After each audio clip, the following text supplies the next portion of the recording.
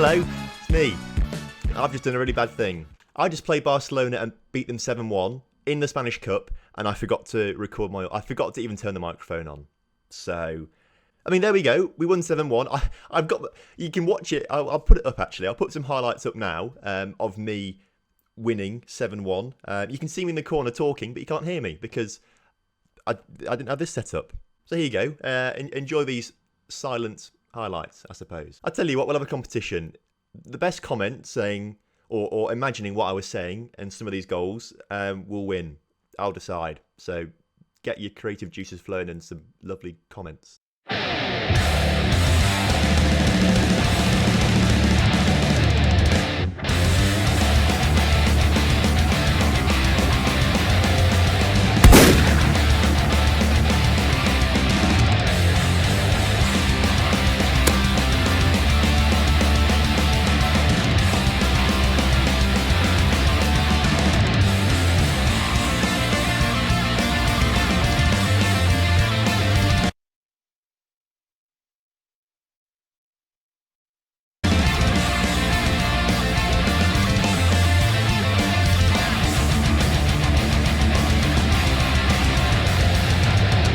So last time you were here, we only played 2 games, didn't we? The Atletico Madrid game and the Seville game. After that, we played Deportivo La Coruña. We beat them. We beat them on aggregate 6-3, drew on the night 1-0, which put us into semi-finals of the Spanish Cup against Barcelona. We had a warm-up game against Barcelona, lost 3-1, played very, very poorly, and decided that we had to go really, really attacking in this first home leg against Barcelona in the Spanish Cup. I was banking on them playing basically a youth team, which they did, and that is why we managed to win 7-1. Because although Fabinho did score for Barcelona, he was about the only senior player playing. Everyone else was at least 21 or under. So that's why we won 7-1 against Barcelona. It pretty much confirms that we're in the cup final. And we played some good stuff, as you saw from the highlights. We played some very lovely football, but it's just a bit annoying. This was meant to be a big 3-game special, and now it's just Eibar and the second leg against Barcelona because... I mean, I'm such an idiot. I am very sorry because that was what actually a 7-1 win against Barcelona is probably the biggest managerial achievement I've ever done. Even if it was against Barcelona youth team, it's still an achievement, I've got to say, to win 7-1 against Barcelona.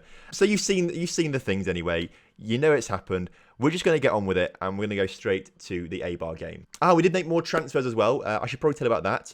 I did tell you about it before that Barcelona game, but of course. No audio. So, of course, we sold Gene Ruiz, and then Nemanja Maksimovic, in between episodes, decided that he wanted to leave the club as well. So he's gone to Girona for £300,000, which has left a little bit of a gap in midfield. Gene Ruiz and Maksimovic were sort of our box-to-box and Mazzala sort of players that we like to have. Now that both of them are gone, we sort of needed someone to fill that rank. So I went on to my scout reports, and lo and behold, a wonder kid appeared to me in the form of Christoph Dadakas, £3 million from Legia Warsaw. That was all he was available for, and he is amazing. 4-star current ability, 5-star potential, Mazzala, box-to-box midfielder sort of thing. You love to see it. He's got some fantastic attributes, especially that determination of 19, first touch 16, passing 16. He's only 18 years old, bless him, and yet he's this good already. However, Christoph Dadakas is a little bit complicated to say, I think. All the time. I think I'll get it wrong in episodes all the time. So I think for his nickname, we'll set one instead. We'll get rid of Christoph and we'll get rid of the Ackers as well. And it's just Dad. So welcome Dad to the team. It's lovely to have you here. We'll start him in the Eibar game once we get there because we just played the Barcelona game and he didn't play then. Which you would have known about if I managed to record it properly. So this was the side that we played against Barcelona, if you're interested. Actually, they're all looking kind of fit again. After the Barcelona game. It was only 3 days ago. They've not had much rest. But I do want to make some changes.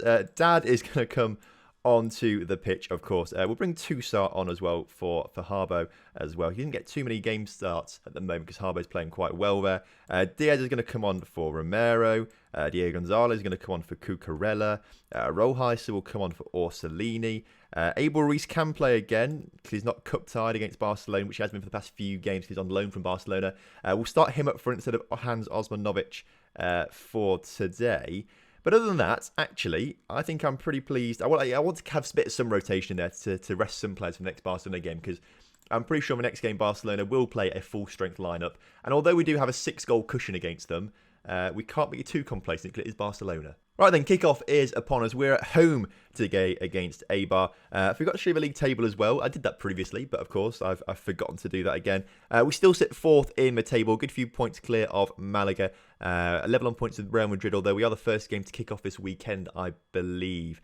So actually, it may, we're the first game to kick off this weekend, so don't read into it too much. We do need to win this game if we want to keep some momentum going as well, which is very, very important. Right now, though, nothing much has been happening apart from this highlight, which is the first one of the game. Luka Adžić in towards Eibar Ruiz, who hasn't played too much recently, maybe lacking a little bit of match fitness, but Dad instead picks up the ball, goes on a run and scores a solo goal on not quite his debut, actually. He played in the league game against Barcelona when we got hammered 3-1. But he's playing this. I'm going to call this his first proper debut because that one against Barcelona was just unfair, really. As we're currently winning, it temporarily puts us ahead of Real Madrid, although I'm fully sure that they will win their game and go ahead of us once again by a single point. We are miles behind Barcelona and Atletico Madrid now, 12 points behind them. I don't think there's any chance of us catching them up particularly, so I don't think we can hope for a title this season. Not that we were hoping for it in the first place, really. I still think we're a good 2 or 3 years away from winning a title.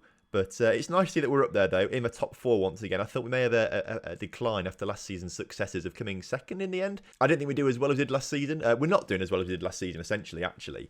But we're still up there in Champions League places, which is nice to be. We've got a chance to counter-attack early in the second half. Eibar Ruiz puts a beautiful ball over to Luka Adžić, who puts it across, and it's nearly an own goal. Dad with the shot. It came off the post. Dad's shot, saved by the goalkeeper. Eibar Ruiz tries to put it back in again. But an exciting start to the second half, nearly resulting in a goal for us. The corner now comes in. Rojas takes it, but it was a very, very poor corner in the end, and it's been cleared away. We will make a few subs in this game, although I did forget to take the important people off the bench. So everyone here, I think, apart from David Cameron, played last game. So actually, there's not a huge point in making too many subs. We'll take Diouf on. We'll bring David Cameron on. There's no massive need to make too many changes, I've got to say. We're looking pretty fit. We're winning on aggregate by a long way. So I'm confident going into this Barcelona game. But there's still just part of me that just expects them to then score 6 goals, beat us 6-0, and then win on away goals because they scored 1 away to us or something like that. But Eibar Ruiz puts through Luka Adžić, who takes a shot on himself. The shot was deflected right into the path of Emmanuel Colono, who scores his 7th goal of the season now. After starting pretty poorly, he's really come into his stride now in this sort of middle part of the season, and I'm actually loving him. He's a fantastic player. Ideally, we'd score 1 or 2 more goals in this game. We need the goal difference. I know it's all done on head-to-head record against these sort of teams. Well, it is. It's done on head-to-head record, and I think we have a worse head-to-head record than Atletico, Barcelona, and Real Madrid at the moment. But when it comes to teams below us that may catch us up, the head-to-head record could be a little bit sketchy. We may get draws. We may win 1, lose 1. So the goal difference is very, very important. We need to get it up again. However, it looks like we're not going to score any more goals in this game with only 10 seconds to go. Berkioza clears it up towards Rojas. It doesn't win the ball, and Eibar have possession, but the clock ticks down. The clock ticks down, and the referee blows his whistle. It's 2-0 Oviedo on the day. A decent win there, I've got to say, in the league. We needed those 3 points. We need to keep the momentum going, especially for this next Barcelona game, where I'm sure that they're going to play a full-strength side at home. We'll give these guys a rest for a day as well. It's only fair to give them a rest, especially when we've got the game coming in 4 days' time, and a few of them will be playing in it. Part of me wants to go 5 at the back against Barcelona. We didn't in the first game, obviously, and it paid off massively. Because they're going to play, I'm pretty sure they're going to play a full-strength side. Maybe 5 at the back is slightly better. But at the same time, we're so far ahead, we may as well just stick to what we know and try and outplay them at their own game, maybe. In other news, I always follow Lincoln City in Football Manager. Whatever save I'm doing, I always follow Lincoln. They got promoted a few seasons ago to League One. Last season, they narrowly avoided defeat, relegation rather, by a single point. And this season looks like the great escape is on again, sitting on 34 points. Quite a few teams above them, very close to them. They can do it. Come on. I'll tell you what. If everything goes wrong here at Oviedo and we get sacked for some reason, I'll go to Lincoln. The Lincoln Loco 2. Wow. What an adventure that would be. Or is that a spoiler? I don't know. Is that a spoiler? I don't know. FM19 comes out soon, doesn't it? So here we are then, the Barcelona game. The other tie in the semi-final, by the way, Real Madrid, Valencia. Valencia won the first leg 2-1. If I remembered to record my audio, you would have known that already. But I did forget, so We'll get over it one day, maybe, Tom. Forget to record audio on your greatest ever achievement in Football Manager. Okay. We're going to stick with this formation, but we're going to bring on basically the big guns once again. Although I think we'll leave Dad on the pitch. He played very well. We'll leave Dad on the pitch. He was very, very good, actually, I've got to say. I was very impressed with him. And I think that is back to the usual, strength we have. We'll stick with this. Let's go with it. It's only Barcelona. We beat them 7-1. It's worth a punt. Yeah, they are playing a much stronger lineup. I say that. Yeah, they are playing a much stronger lineup. They had Lewandowski and Hazard playing last game actually as well. And they had this guy in midfield and Umtiti at the back and Fabinho. But the rest of the players I think have changed, which I think does mean that they have a much stronger lineup today at home. Their fans are going to be expecting a massive turnaround. And if anyone can do it, it's Barcelona. Just look back to that time when they were 5-0 down against PSG in the Champions League and they came back and won that. However, we are 90 minutes of football away from being in our first final with anything with Real Oviedo. It's a great chance to win some silverware this season. I'd love to be able to actually win something. And Osmanovic has been put forward. The mistake from Fabinho there. Adzic gets a tackling. Osmanovic waiting in the middle like a real poacher. He's an advance forward actually, but he was waiting in the middle like a poacher. Adzic puts it into him, and Osmanovic extends our lead to 7 goals. It's now 8-1 aggregate. We've got that all-important away goal as well, which cancels their one out as well, which is fantastic stuff. So if they want to win now, they have to score 8 goals themselves, which I just cannot see happening, as Osmanovic is just having shooting practice now because he does. I mean, that was a very bad shot, but he doesn't need to score goals. He just has to practice now. Adzic now on the ball on the edge of the area, passes out towards Dad, who puts it in to Orsolini, who just puts it wide. I think the defender just about put him off. I don't know why Dad didn't take the shot on himself, actually. I think he should have done. But we're still winning, 8-1, which is, I'm a bit smug about that. If anything, I'd actually quite like Barcelona to score, 5 or 6 goals now to actually we've got a little bit of pressure then. It makes it a little bit dramatic and tense. But I don't think they will. I really don't think they will. Although Hazard is coming forward now, puts it into okay, maybe they will.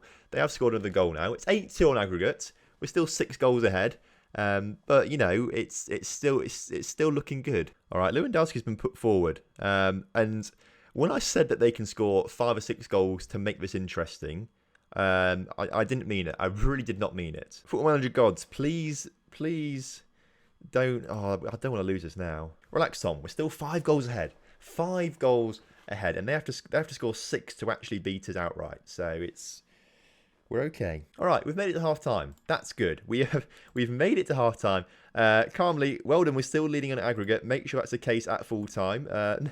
Okay, Adzic likes that. No one else really cares. So watch everyone become complacent now. And we concede 6 goals. I love how confident our fans are as well. They must be very confident. Only 112 have made the trip to watch us potentially clinch the first ever final that we've been in this series. But obviously they're all so confident that we're going to do it anyway. They decide to stay at home because who throws away a 7-goal lead? And it potentially could be us as the second half goes on, as Adzic misses his header there, puts it over the bar. Because no one goes to away games, right, in Spain, and the Spanish Cup final's got to be held at a neutral location.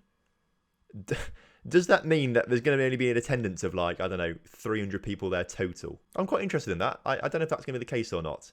That'd be interesting. We'll wait and see, shall we? As Adzic has been put forward by Colonna there. Had to cough a little bit then, sorry. But nothing came of it. Now Barcelona have a chance to come forward. Zivkovic on the ball into Lewandowski. He passes it out towards Wallace, and they're coming through the middle now. Sergio in towards Eden Hazard. His shot, though, saved by Berke Urza fantastically. Right, we will make some changes towards the end of this game. Diego Gonzalez is going to come on for Cucurella. Rojas is going to come on for Orsolini as well, and we'll bring Sunset on, shall we? We'll swap Colono and Dad over, but Dad can come off and Sunset can come on. He never really gets much of a game time at the moment, so let's play him against Barcelona, and then he maybe will forgive us. 10 minutes to go. I want to say 10 minutes to hold on, but they literally have to score 6 goals in 5 minutes now to beat us. So I am sitting here very confident that we are about to go to the Copa Del Ray final, the Spanish Cup final. And who are we going to be facing? 2-2 Valencia. It looks like Valencia at the moment. Madrid have had a man sent off, so it looks like we're going to be facing Valencia. The final whistle here goes, which I assume means the final whistle's gone there. It looks like we are going to be taking on Valencia. I think you said Barcelona. Valencia in the Spanish Cup final. Everyone's looking complacent. So how do we combat that? You play very well now, but don't get complacent. I mean, we'll see if that made a change or not. Yep, Oviedo versus Valencia. I'd like to know when that game is going to be so we can start to schedule the future episodes, of course. Oh, it's actually miles away, the Spanish Cup final. So next episode then, I reckon we go for Real Madrid Espanyol. This is sort of when the regens come out. It's international break in between there, but I don't mind sitting through it, waiting for the regens to come through because it's regen day. Who doesn't love regen day? So that's what we'll do next episode. Real Madrid and Espanyol. Then after that, we'll do probably the Spanish Cup final. Maybe just on it by itself, I don't know. It's a special game, so we might just do it by itself. And then we'll finish the season off with Coruña and Valencia, depending on how things are going, I suppose. So that's probably going to be how we're going to finish off this season. So thank you very much for watching today's episode. I hope you have enjoyed it. If you have done, make sure you drop a like on the video. Subscribe to the channel if you're new around here. And I will see you next time for some more Real Oviedo.